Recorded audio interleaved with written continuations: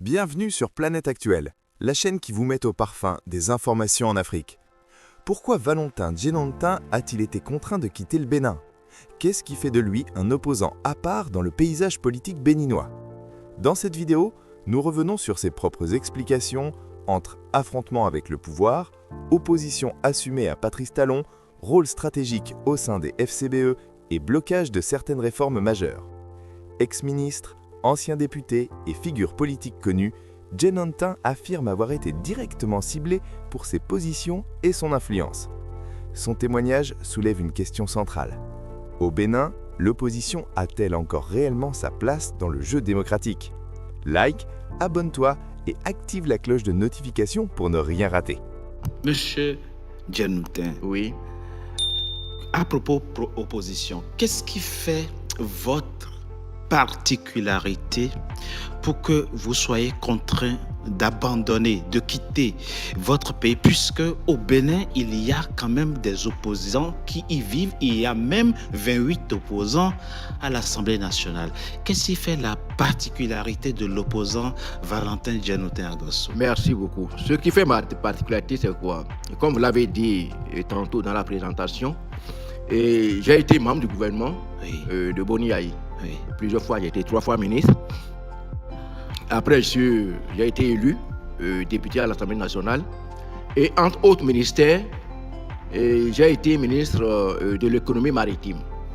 Et vous savez, le président Talon, à un moment donné, a introduit quelque chose au port qui est resté jusqu'à présent, le PVI, Oui, Programme de vérification des importations. Donc c'est pendant que j'étais ministre de l'économie maritime que nous avions constaté que ce programme ne pouvait pas permettre au Bénin de se développer. C'est une haute escroquerie parce que ce qui est collecté comme ressources, la majeure partie va vers l'opérateur qui est Patrice Talon, qui a Bénin Contrôle, et tous les transporteurs, tous nos partenaires de l'Interland, du Niger, du Burkina, se plaignaient de ce qui se passait à l'intérieur du port. Aussi, même ceux qui sont même les opérateurs économiques nationaux. Du coup, nous avons décidé donc de suspendre ce programme. J'ai déjà commencé à avoir des problèmes avec Talon à partir de là. J'ai été à un moment donné président du comité interministériel coton, mais qui n'avons pas un rôle déterminant, n'avons pas un rôle d'exécution dans le système. Nous contrôlons ce qui se passe avant que les communications du ministère de l'Agriculture ne passent. Vous savez, dans le coton également, Talon est là. Et lorsqu'il est arrivé, naturellement, j'étais dans l'opposition.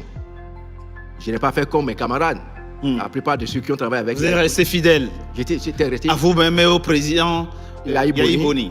Et surtout par rapport à ma conviction, parce que je connaissais un peu le président Talon. Et aujourd'hui, moi, je suis très content de ce qui se passe aujourd'hui. Je savais que c'est quelqu'un qui ne peut pas diriger un pays. Figurez-vous, juste à son avènement. Alors, allez-y très rapidement, résumez très rapidement Voilà, alors donc, la particularité. Voilà, du coup, dans ma particularité, du coup, alors je suis donc dans son viseur. Le jour même de sa prestation de serment, le 6 avril 2016, quand il me serrait la main, il me disait, à son investiture, hein, Monsieur Djenantin, vous avez tout fait pour que je ne sois pas président. Mais je suis devenu président. Alors, vous comprenez déjà? Non, je ne comprends pas.